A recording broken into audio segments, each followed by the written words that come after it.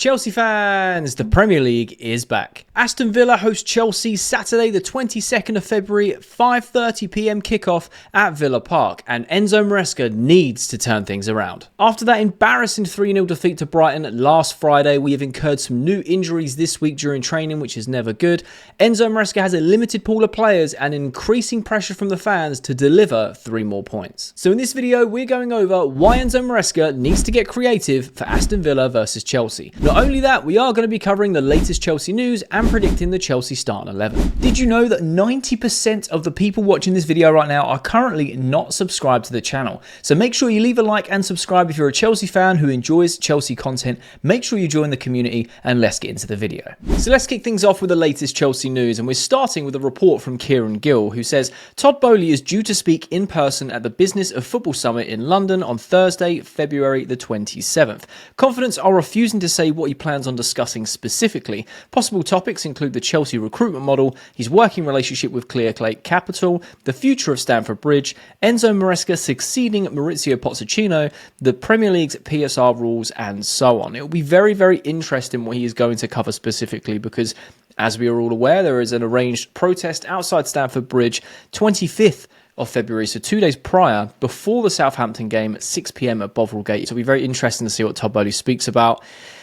Is it going to be something that's tied into what happens at the protest? Is he going to acknowledge that? Is he going to kind of speak on behalf of the club saying, you know, we recognise the fans? Is he going to completely ignore it and talk about double down on the model or all these other potentials? We shall soon see. Kieran Gill then continues to report at the Chelsea director and ownership level, they too are frustrated. They want to win and their pain is acute. And there is an acceptance within the team is living a bad moment with no desire to hide from a form guide that shows 2 victory in 9 Premier League matches, which is just mental. The belief remains that they have something to work with, to build on, to strive towards under Maresca, with a very big 13-game Premier League run-in coming up. And I totally agree. Look, it would be absolutely ludicrous if they turn around and said, "Oh, we're just going to ignore the form chart. We're playing amazing. This is all going to blow over. We're going to be brilliant." So it is nice that they're acknowledging and going, "Look, we ain't played well in the last couple of games. We can see the data," as they like to go towards. Not only with our eyes, we're also seeing the data. However, I do like the fact that they are continuously backing Maresca. It's a big, big difference. Obviously, they did that with Pochettino last season and it got to the summer and they ended up getting rid of him anyway. But there's also reports that, you know, the way that ownership look at this season, it's technically 2 seasons sandwiched with the Club World Cup, and they're kind of, you know, not going to give Maresca a review until the summer of 2026. Now, if you follow me on TikTok, I reported on this yesterday, and I basically said, look, 2026, between now and then, is a long time in football. Either loads of things go incredibly right, and we're all like, hey, fair enough, or it goes incredibly wrong, and we're going to be screaming for change a lot sooner than the summer of 2026. But look, they're recognising it.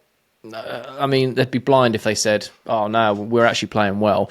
So, look, that is a part of it, I suppose, but, you know, at least they're recognising it and they're still backing the manager. There's no sort of...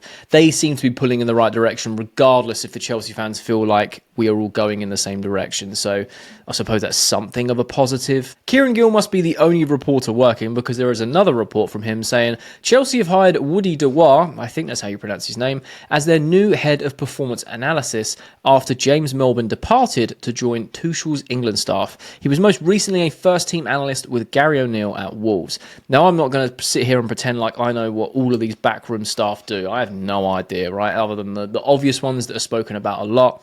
I don't know how good this guy is as a head of performance analysis, but if Chelsea are recruiting him, they're obviously trying to improve in that area, especially losing a member of staff to Thomas Tuchel and his England staff as well. So I have no real comments on this. If he's working with Gary O'Neill at Wolves, how well did that go? You know, we don't know any background to that, but he's obviously good at what he does. He's been headhunted by the Chelsea board, so let's hope that can have some sort of reflection on the pitch, because honestly, we need to change our form and things need to change. If he can be one of the key areas where they're looking at the data all the time and he can be like, well, actually, we need to play this player less or this player more, and we start getting results, I'm cool with that. Another report from Kieran Gill suggests that Chelsea director Jonathan Goldstein says Enzo Maresca is 100% safe, as he became the first Blues chief to publicly back the Italian, adding that they are optimistic they can make it into the Champions League positions this season. Now, to me, I don't know whether this is good PR to try and drive fans away from the protest that's coming up on Tuesday or not.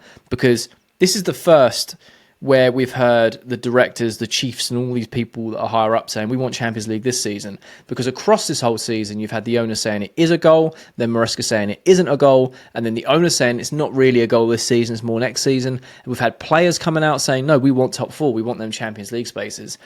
It's just been a bit of a mess, and this is what's confusing and annoying and frustrating Chelsea fans, because like, well, we want top four. We've spent over $1 billion on this squad. We should be competing, not throwing cups away domestically. And if you are going to do that, then you better guarantee us top four, because that is the absolute minimum at Chelsea Football Club, and we haven't had that for the last couple of years. So is this good PR where they're just trying to put people off and say, look, we agree with the fans, please don't protest outside. We don't really want to be dealing with that because it's bad on the PR and on the image of us. We actually want what you want. Like, maybe this is a bit of transparency to say, yo, we're not completely blind. We want what you want. I don't know. That is up for debate. Please let me know your thoughts in the comments. A report that isn't Kieran Gill. We have Jonathan Cross from The Mirror, who has reported that Chelsea are determined to lead the chase for in-demand Mark Gahey this summer. They are huge admirers and are keen to bring back their former academy graduate. I have one stance on this, and this is exactly the same as all the strikers that we've been linked with. In my personal opinion, right, go and buy the player. Mark Gahey, Gyökeres, Isak, Victor Osimhen, I was going to say Rory Delap, that is a blast from the past, Liam Delap, Sesko, everyone we've been linked with, whether it's a striker or a centre-back or even a goalkeeper at times, they have monitored them for over 2 windows and not taken any action. If they are admirers of them, go secure the signing and strengthen the squad now. I understand that they might have want to, it's an inflated market in January. I get that. But if we're desperate for a player, play the inflated prices. If he fits your profile for the long-term vision or whatever that is at this point, go secure him.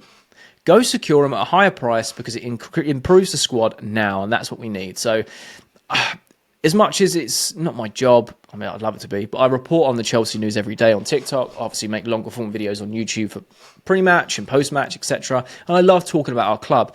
Some of these are just recycled over and over and over again. Yesterday, they were talking about how we want Gyökeres, Isak or Sesko. Cool, we've been linked with him for over a year. It was Osimhen, that's kind of fizzled out. That will probably come back at some point and recycle that Osimhen hasn't signed a new deal, or there's a certain release clause that Chelsea could snap up, or we're still interested. Go and secure the players. We're sick and tired of hearing rumours, mate. Go secure the players to strengthen the squad. And that is my stance on the Mark Gahey situation and the striker situation. Stop telling us you're interested in players and just go and get them. And lastly, we have some reports from Matt Law who have just come in. I'm recording this on a Thursday and it's just hit. Noni Madueke has been ruled out until after the international break in March. And then he follows this up by saying, Noni, while Madueke's absence is another blow to head coach Enzo Maresca, it is hoped his injury is not as bad as first feared and he will not miss a significant number of games.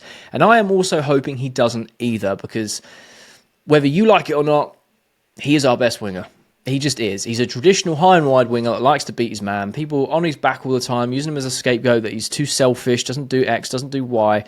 But look at the 2 most underperforming wingers that are currently fit in Neto and Sancho. Noni Madueke is an improvement on them, no matter how you spin it. And losing him until the end of the international break is massive for us. That's Mark Guiu, Nicholas Jackson, Noni Madueke all out. That is massive, and that means that Enzo Maresca is going to have to try something creative for this Saturday against Villa, because honestly, if he lines up with Nkunku as a number 9 again, we are cooked. But that's all for the Chelsea news. Let's get into predicting the Chelsea starting 11. So let's get into this starting 11. I'm going to assume that Enzo Maresca keeps the same formation and uses the same system, because we all know how stubborn he is and he doesn't like to change things too much within that. However, he has been inclined to change personnel. And I'm going to give something that I would personally play that I think is creative enough, which keeps his rigid system working, but does give us a different dynamic. So starting off in goal, Jorgensen, because finally, Enzo Maresca has come out and said that he is Chelsea's #1 goalkeeper, and I'm hoping he has a good run of games to solidify that position, because let's be honest, Robert Sanchez is absolute trash. In the left back position, I'm going with Marc Cucurella. I don't want to be seeing Gusto there.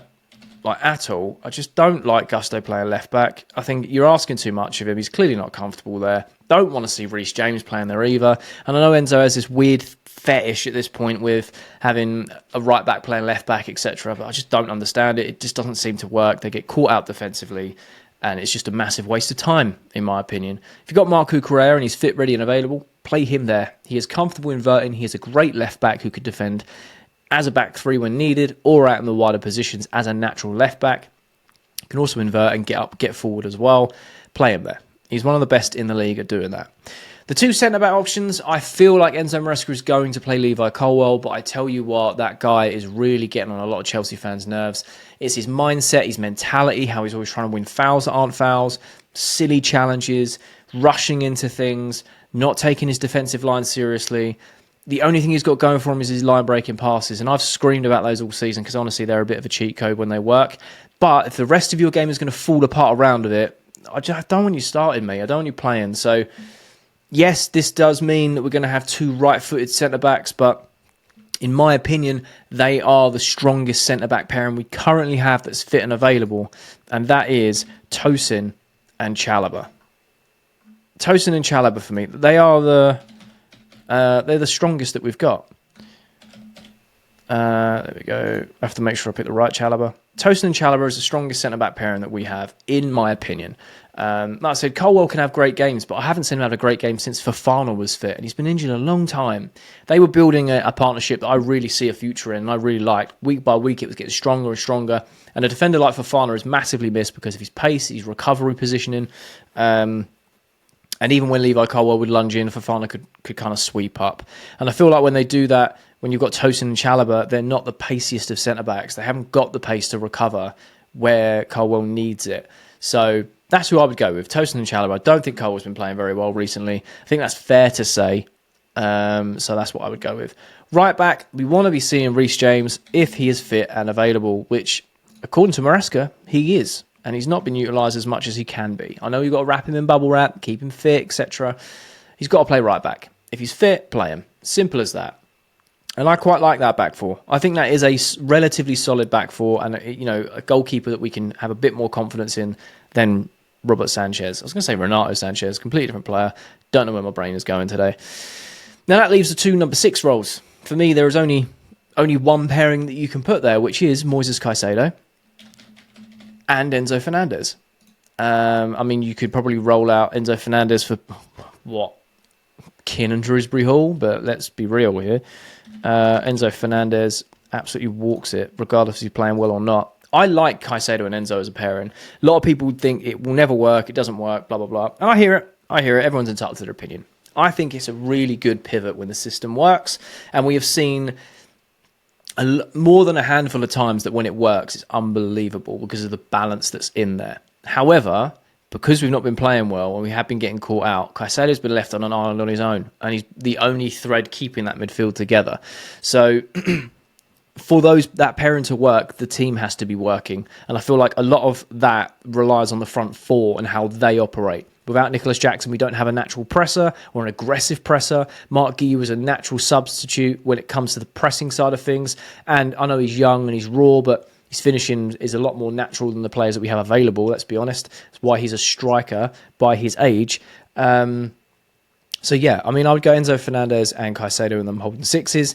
And the front four is where I'm going to have a little bit of fun because we're very, very limited. But I do feel like we can try something different that stays in the same system, gives us another dynamic, frees up some players, and should, in theory, mean that we can convert more chances. Okay, so go with the left wing. We've only got one, and that is Sancho.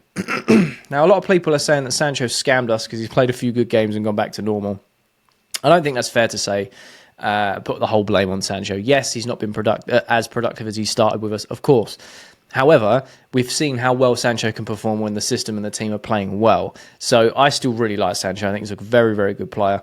And it's not just his fault that we're not scoring. Yes, he is a very safe attacker in terms of he's always looking for that safe pull, that cutback. And he does need to take his man on a lot more. Granted. But we haven't really got any other option at left wing. We loaned out Felix and Mudryk is currently suspended. So that's all we've got. We could play Neto there, but guess what? We've got no other right wingers. So going in the middle, I'm going Christopher Nkunku. Because again, he's not a number 9. I don't want to see him at number 9 because he doesn't offer anything at number 9. He doesn't press. His link-up play is not designed to play in this type of system. I feel like Nkunku plays best as a sole 10 or off the striker in a pairing. People seem to forget in the Bundesliga when he had these incredible seasons, he was essentially a second striker. He was a support striker. He was off the main striker, but wasn't quite in that 10 role. Just in between that, or he played as a 10, and he was banging in goals for fun, and link-up play was fantastic. As an out-and-out 9 that's isolated on his own, he's not the right profile for it, in my opinion. So that is what I would do. I'd play Nkunku as a 10. I would actually push Cole Palmer out to the right-hand side. I know everyone's going to be like, well, we're saying this. He played there all last year. Enzo wants him as a 10. I know, but in these types of desperate measures, they come for we need to try something creative. We need to try something different, and we're losing players. So with all the fit, ready, available players we have, that is what I would do. I would put Palmer out on the right wing because we know that he could play very well there. Naturally, he drifts inside, and Nkunku could push a bit forward. Yeah, we might lose a bit of width, but it kind of works in my head. Whether or not Enzo would ever do this, I don't know. But this is just how my head goes. Please let me know your thoughts in the comment section. There's one position which is the number 9, and I would actually put Neto in that position. He's played as a 9 before for Wolves, and I want to explain my thought process with this front 4. Okay, now I can actually move things around on here, but I don't want it to get too messy. So, for example, let's say Palmer naturally drifts inside because he typically does that when he plays on the right-hand side, and let's say Nkunku pushes up. You can then have Neto coming out this side to give you more space on that right-hand side, or link up with Nkunku more centrally, so you're playing with 2. Palmer is, that wide player who can come inside to create chances, but then he's got 2 focal points in the middle of the park to aim for. Or, like I said, Nkunku goes forward, Neto actually comes out, and Palmer starts drifting in, so you don't lose that width at all. Neto can come out for the overlap, he can come out for the 1-2, or, like I said, Nkunku stays in that 10, maybe pushes forward a little bit, and then Neto stays a bit more in them 9 roles. When Palmer comes in, he can then look to set up either Neto or Nkunku, or he could stay wide. He could stay high and wide, and we know that when he plays in them wider areas, teams struggle to get him out of the game, because when you're out wide, there's only a limited amount of space that you can kind of protect and shelter and keep him out of. But we know how slippery he can be and how well he can make space for others and make space for himself. So that's the way my brain goes with this system, is Palmer can actually drop inside to create more chances centrally, stay out wide, or when he pushes in, Nkunku can go forward and Neto can come out right, or, again, he's got 2 options in the middle to aim for. So that's what I would personally do. Let me know your thoughts in terms of if you think that would even work or not. But that's who I would start. I think with all the players available, there's not much else we can do. You could play Josh Ashimpong if you wanted to. Levi Colwell could play. Gusto could play left or right back. I just don't really like any of those other options that we've got currently. Tyreek George could play out wide. So you could still have Palmer in the centre, Tyreek George on the right, and then still have someone like Neto as a 9. I just don't want to see Nkunku as a 9. And I feel like Palmer needs to have a bit more freedom. And I feel like he gets that when he plays out wide on the right-hand side. Because he can stay wide, he can work with Enzo coming across, Nkunku coming across, Neto runs into the channels. If James gets forward and inverts, there's a bit of link up there. I don't know. I just like that because teams have sussed out Palmer as a number 10, and they just block him off with a central block of 2 holding midfielders, the 2 centre-backs, and that's it. He's got 4 players around him on his own most of the time. So yeah, that's what I would do for the starting 11 against Villa. So that is my predicted Chelsea 11 to face Aston Villa this Saturday at Villa Park. It's going to be an incredibly difficult game for us to get anything from this game at all, whether it's a draw or 3 points. We did win 3-0 at the home version of this fixture, which, hey, it was probably one of our best, if not the best performance of the season. Will we be able to go replicate it? Fingers crossed, let's hope so. As always, let me know your thoughts and opinions down in the comment section below. I love having a conversation with you guys. And if you did make it this far to the end of the video, there'll be a thumbnail that pops up on the screen. So if you are a Chelsea fan who enjoys Chelsea content, make sure you click that thumbnail because you'll enjoy that video too.